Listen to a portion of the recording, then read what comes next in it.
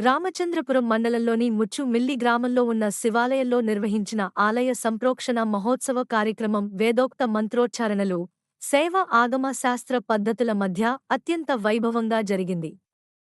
ఈ పవిత్ర కార్యక్రమంలో రాష్ట్ర కార్మిక శాఖ మంత్రి వాసంశెట్టి సుభాష్ పాల్గొని ప్రత్యేక పూజలు, అభిషేకాలు నిర్వహించి శివుని ఆశీస్సులు పొందారు.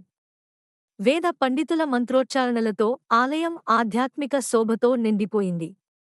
కలశాభిషేకం, మహామంగళహారతి కార్యక్రమాల్లో మంత్రి భక్తి పరవశంతో పాల్గొని శివనామస్మరణతో పూజలు చేశారు. ఈ సందర్భంగా మంత్రి వాసంశెట్టి సుభాష్ మాట్లాడుతూ వేద సంస్కృతి మన భారతీయ ఆత్మకు ప్రాణం.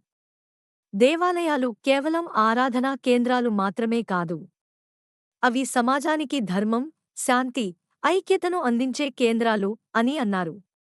గ్రామీణ ప్రాంతాల్లో ఆలయాల అభివృద్ధి ద్వారా ఆధ్యాత్మిక చైతన్యం పెరుగుతుందని ఆయన పేర్కొన్నారు.